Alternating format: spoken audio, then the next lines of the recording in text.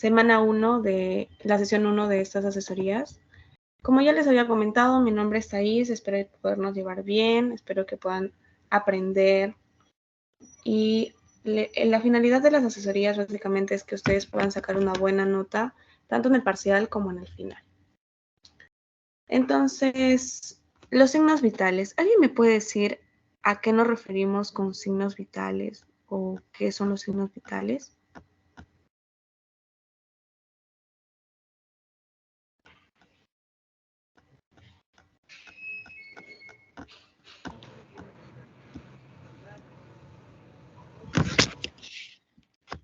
Armando.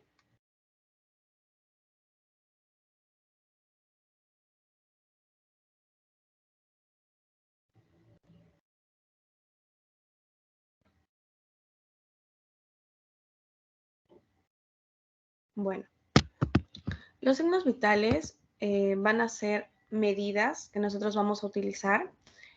A ver, Yanela.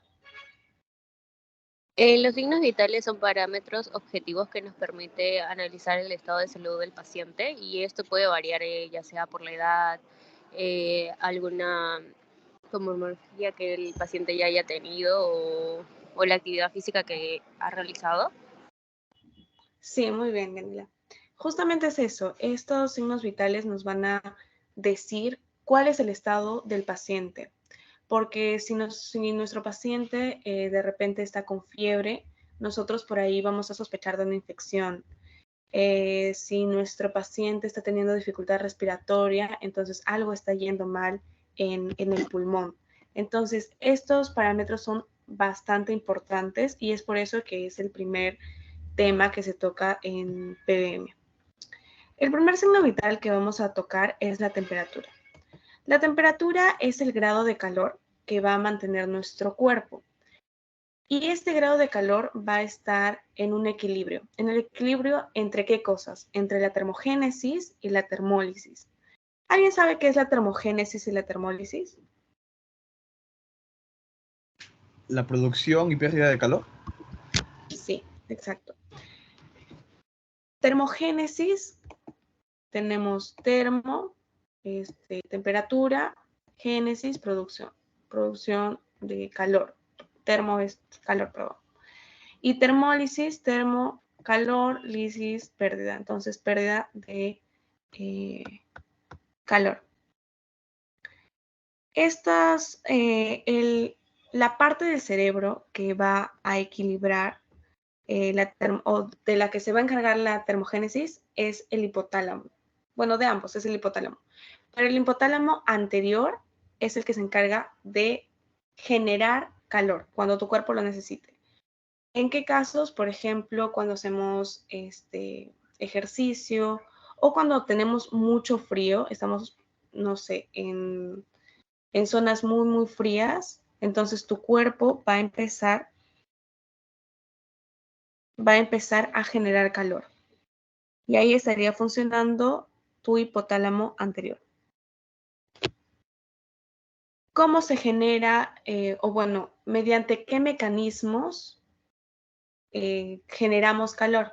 Mediante el metabolismo basal, por la actividad muscular, es decir, por el ejercicio físico. Cuando nosotros corremos, no sé, para llegar rápido a nuestra clase, aunque el clima esté medio frío, igual van a sentir calor. Y también por hormonas como la adrenalina y la tiroxina. Por otro lado, la termólisis está controlada por el hipotálamo posterior y hay diferentes formas por las que nosotros perdemos calor. Aquí en esta imagen podemos ver, por ejemplo, la evaporación, que es el sudor, la radiación, que es hacia objetos fríos. Por ejemplo, tú coges o agarras un micrófono frío. Tu cuerpo va a tender a pasarle el calor. Entonces, ese micrófono frío después ya no va a estar frío, sino va a adquirir ese calor. Esa es la radiación. La conducción es a superficies frías y la convección es por corrientes de aire.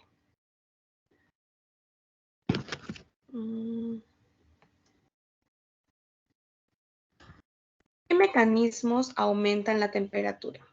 Cuando nosotros tenemos mucho frío, por ejemplo, estamos en temperaturas muy frías, ¿qué va a pasar? Lo que va a pasar es que nuestros vasos, ya sean las venas o las arterias, van a contraerse. Esto con la finalidad de aumentar tu temperatura. Es por eso que cuando las personas, por ejemplo, corremos,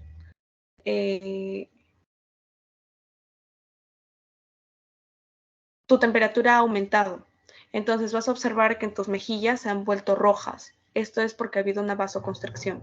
Pero cuando hace mucho frío, las personas tienden a palidecer. Eso es porque ha ocurrido lo contrario. Ha ocurrido una vasodilatación. Y es por eso que se ven pálidos o que nos vemos pálidos.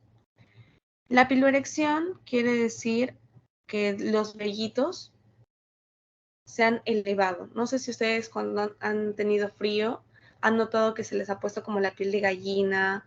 Esa es la piloerección. Y el aumento de la termogénesis es lo que ya básicamente hemos visto, es que nuestro hipotálamo anterior va a provocar que la temperatura de nuestro cuerpo aumente. Ahora, algo importante es que por cada grado que aumenta tu temperatura, tu frecuencia cardíaca va a aumentar de 7 a 10 latidos por minuto. ¿Ya? ¿Hasta ahí alguien tiene alguna pregunta?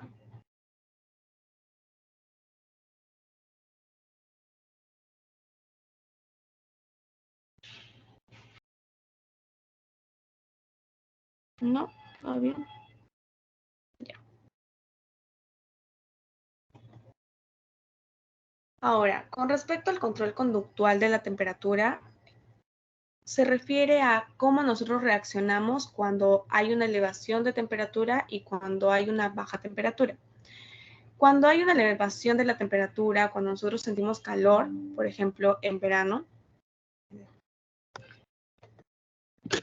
¿Se está viendo el PPT? Disculpe.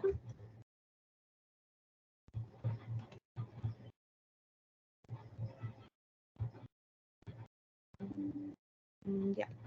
Gracias, Mayra. Gracias, Angeli.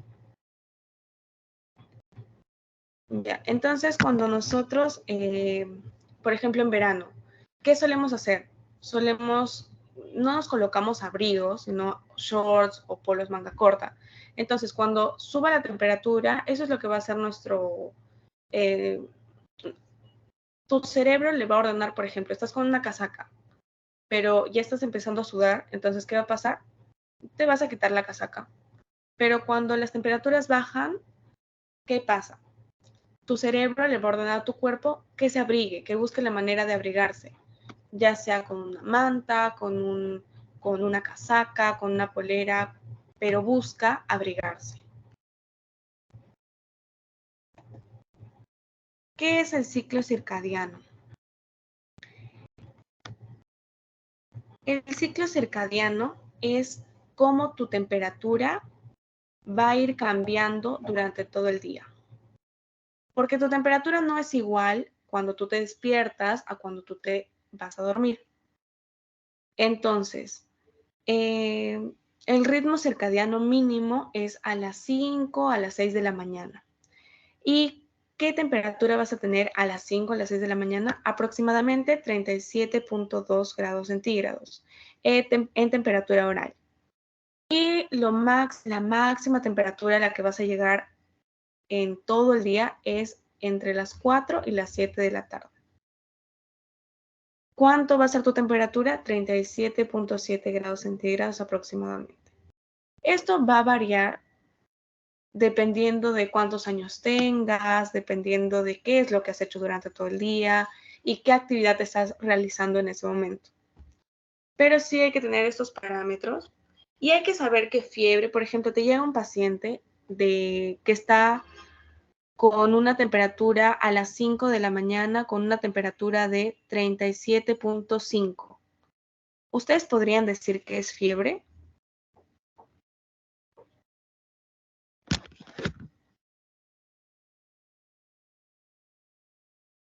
lo considerarían fiebre. Dependiendo la temperatura normal del paciente. ¿Ya? ¿Alguien más?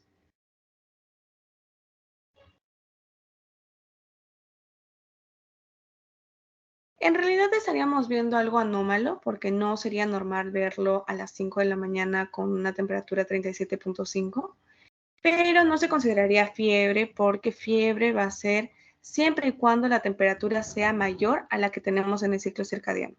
O sea que si ya excede los 37.7 o no sé, se va a 38 y algo, entonces ya podríamos considerarlo fiebre.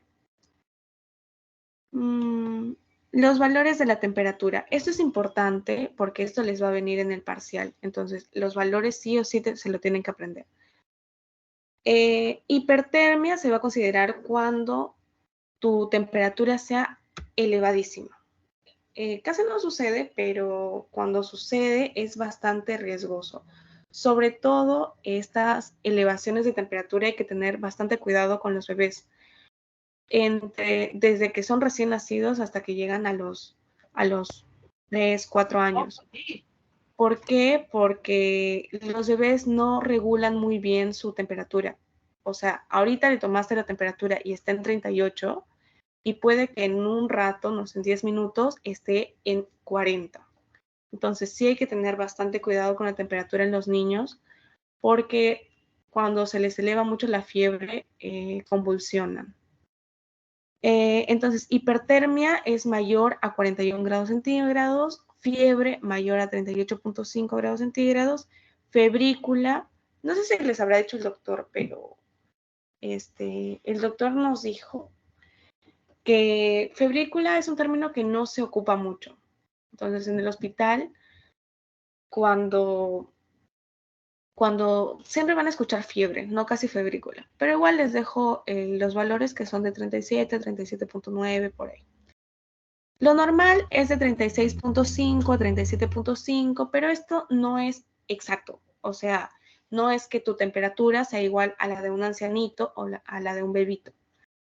Todo cambia. Pero digamos que el promedio es de 36.5 a 37.5. Y la hipotermia puede ser leve, moderada o grave. Leve cuando es de 33 a 35, moderada de 30 y 33, y grave, que ya es bastante preocupante, menor a 30 grados centígrados.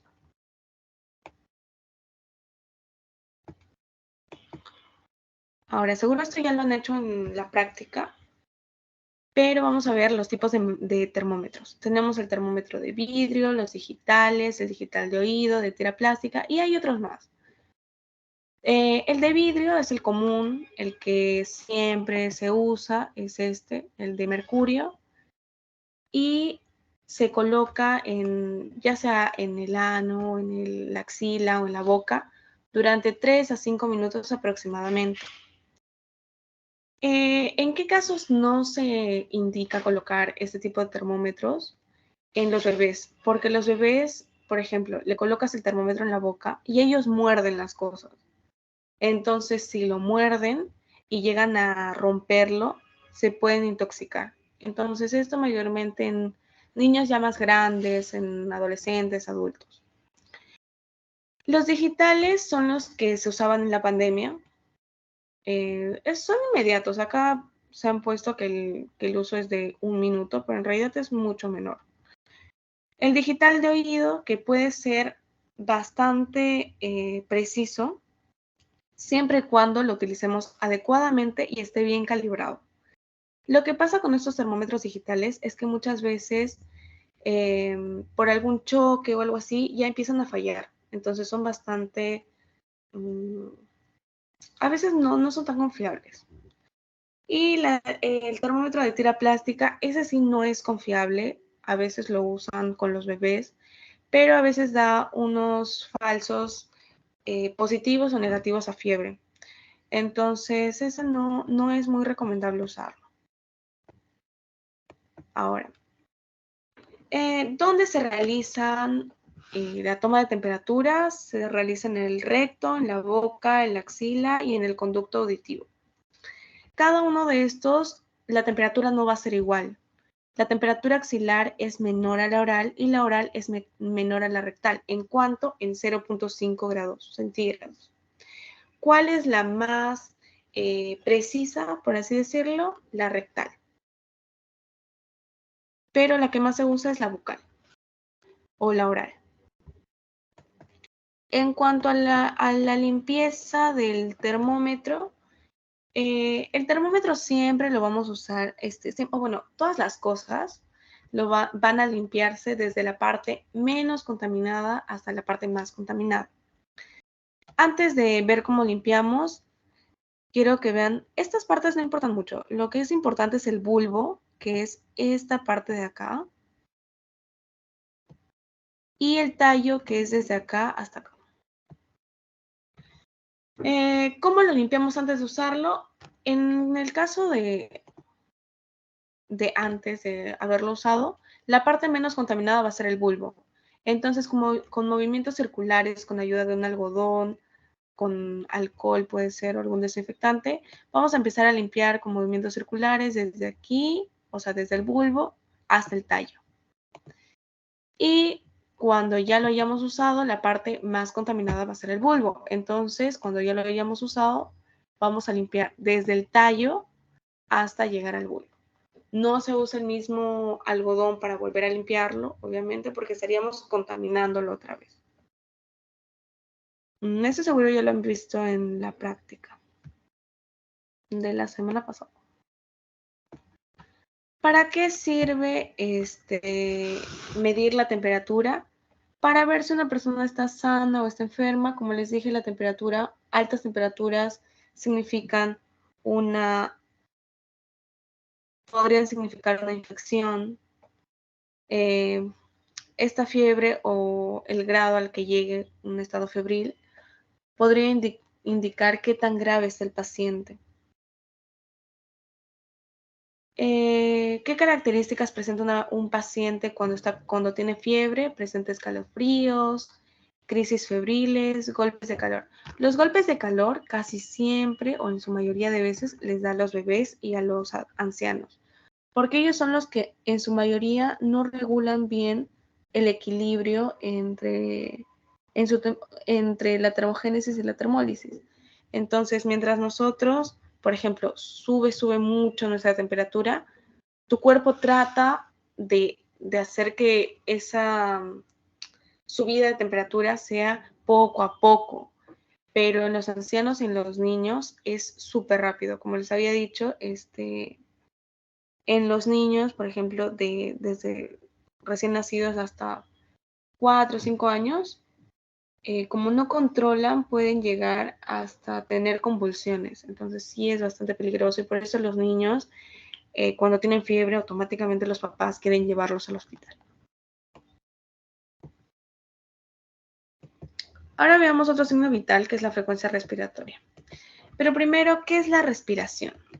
La respiración es una sucesión rítmica y fluida que tiene como finalidad suministrar oxígeno a todos nuestros tejidos y eliminar el dióxido de carbono.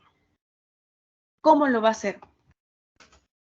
Acá el aire va a ingresar a nuestras fosas nasales, luego va a pasar a nuestra faringe, laringe, se va a las tráqueas, llega a los pulmones, se va a los bronquios, bronquiolos y llega a una parte bastante chiquitita, pero muy importante, los alvéolos. En los alvéolos es donde ocurre la magia, por así decirlo. Ocurre este intercambio gaseoso. Las venas, porque las venas son las que llevan el CO2, le van a entregar al alvéolo el CO2 y el alvéolo le va a dar oxígeno. Y luego ya de haber concluido el intercambio gaseoso, va a pasar al exterior. ¿De qué está compuesto el aire que respiramos? Está compuesto de nitrógeno, oxígeno y dióxido de carbono. Otros gases también, pero estos son los más importantes. El nitrógeno en nuestro aire inspirado va a ser 78%, el oxígeno 21% y el dióxido de carbono 0.04%. Y vemos que en el aire expirado el nitrógeno se mantiene. Entonces, el nitrógeno sigue siendo 78%, El oxígeno disminuye, claramente, va a ser un 16%, y el dióxido de carbono aumenta a 4%. Se multiplicó por 100. Cuando ustedes les pregunten, ha habido una pregunta del parcial así, ¿el nitrógeno, oxígeno y dióxido de carbono intervienen o son partícipes del intercambio gaseoso? ¿Ustedes qué dirían? ¿Que sí o que no?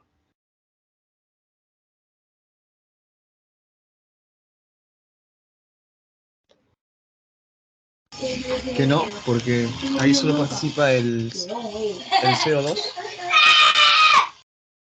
Sí, eso es correcto. El nitrógeno no participa en el intercambio gaseoso. Los únicos dos gases que participan es el oxígeno y el dióxido de carbono.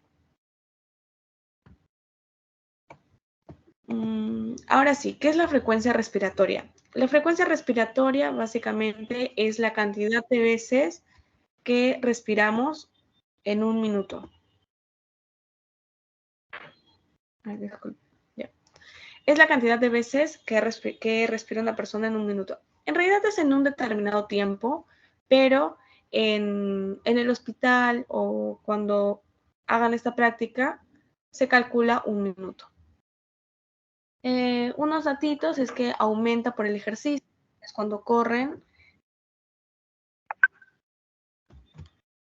perdón, ya. Ustedes cuando corren, por ejemplo, empiezan a respirar más rápido.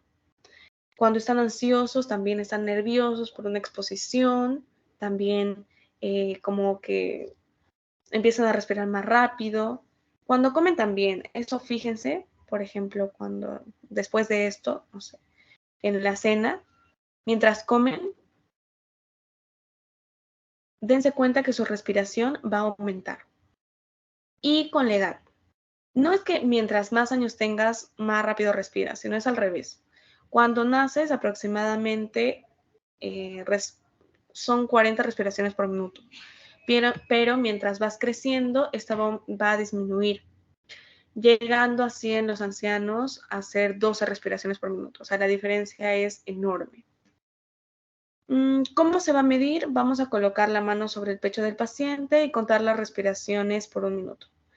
Esto se haría, pero a veces no se logra tener un dato exacto cuando hacemos esto, porque el paciente, como sabe que le vas a contar las respiraciones, puede que respire muy rápido porque se puso ansioso o muy lento porque dice, ay no, pero si estoy respirando muy rápido.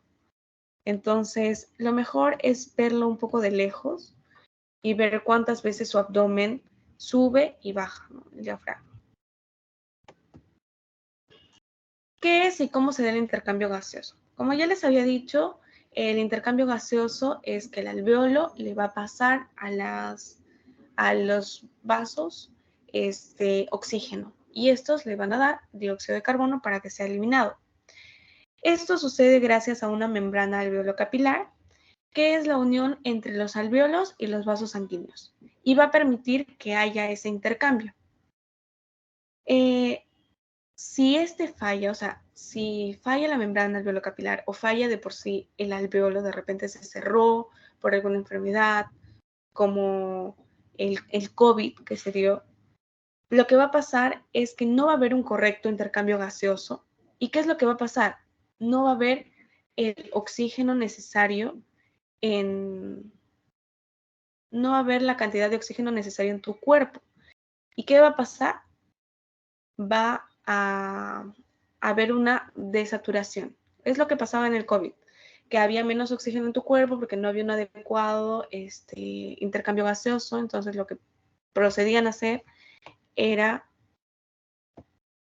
ponerte oxígeno para que, bueno, entubar, ¿no? Para que no haya más complicaciones. Porque el hecho de que haya más dióxido de carbono lleva a que haya una acidosis metabólica y eso hace que el paciente muera. Las características de la respiración son frecuencia, ritmo, profundidad, simetría. La frecuencia, ya vimos, frecuencia cardíaca, cantidad de veces que una persona respira. El ritmo es qué tan rápido o qué tan lento lo hace. El ciclo normal de la respiración son 3 segundos. 2 inspiratorios, 1 expiratorio. La profundidad determina el movimiento del tórax. No sé si han visto bebés con neumonía en algún video, no sé, en TikTok o algo así, pero cuando un bebito tiene neumonía, es como que su abdomen se mete tanto que se llegan a notar sus costillas. Entonces, por eso es importante ver la profundidad de la respiración. Y la simetría, nosotros vamos a dividir nuestro tórax por el esternón y vamos a ver el hemitórax derecho y el hemitórax izquierdo. Entonces, si los dos se mueven normal, vemos que los dos suben y bajan normalmente, está bien. Pero ¿qué pasa si solo el derecho sube y el otro se queda ahí? Puede que haya una patología o puede que haya habido, por ejemplo, un accidente, que lo vamos a ver en otras clases, y que algo esté pasando en el pulmón izquierdo, por ejemplo. Entonces, por eso también es importante ver la simetría de la respiración.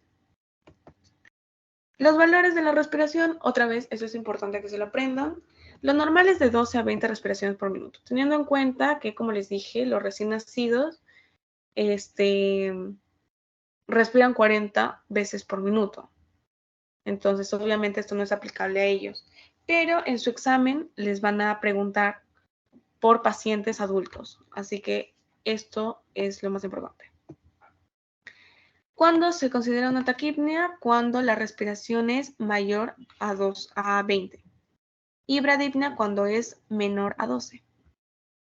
La taquipnea se divide en dos, en respiración superficial y en polipnea o polipnea. La respiración superficial es una taquipnea más una disminución de amplitud. ¿Qué es la amplitud? Es esto, es el espacio entre cada respiración.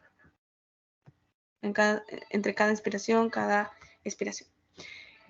Entonces, una respiración superficial básicamente es como, ¿saben? O sea, es rápida y en lapsos cortitos. Una polipnea, de todas formas, es rápida, pero con una amplitud más grande. Entonces, pero de forma más rápida. Esto es importante que aprendan a diferenciar la respiración superficial de la polipnea, porque también viene en el parcial. Por último, tenemos a la pulsoximetría, que esto se hizo común en el COVID. Es la medición del oxígeno que está siendo transportado por la hemoglobina por nuestro cuerpo, ¿no? Por los vasos sanguíneos. ¿Para qué se toma la pulsoximetría? Para minimizar episodios de hipoxemia. Se me fue. Hipoxemia. ¿Qué es la hipoxemia? Es el bajo nivel de oxígeno en nuestra sangre y el aumento de CO2. Entonces, ¿es importante la pulsoximetría? Sí, porque va a evitar va a avisarnos si es que nuestro cuerpo nos está llevando a una acidosis metabólica, que eso ya lo vamos a ver que básicamente es el aumento de dióxido de carbono en nuestra sangre.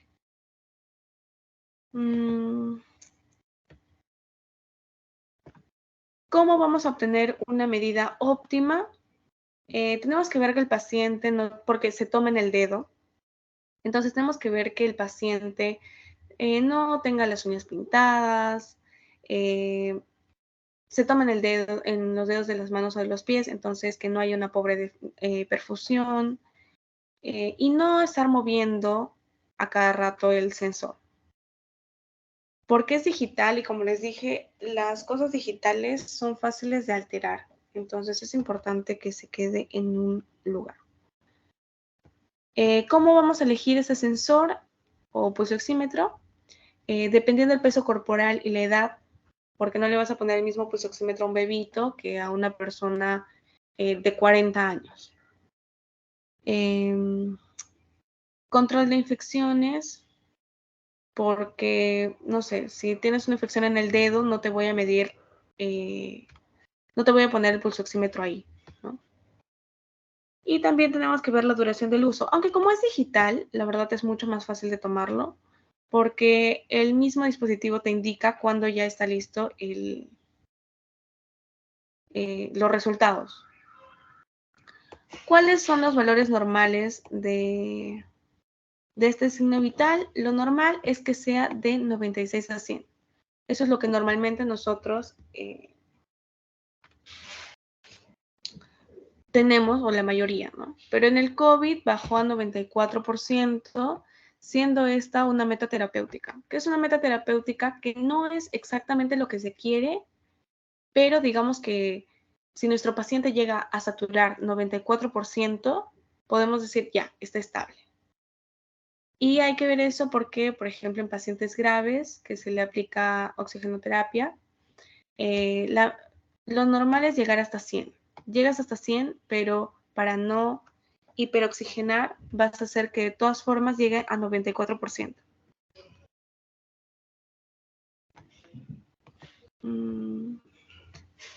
En conclusión, aquí tienen estas tablitas que es importante que se la aprendan porque en el parcial viene sí o sí. Y bueno, chicos, esa sería toda la clase de hoy día. No sé si tienen alguna duda para aclararlos.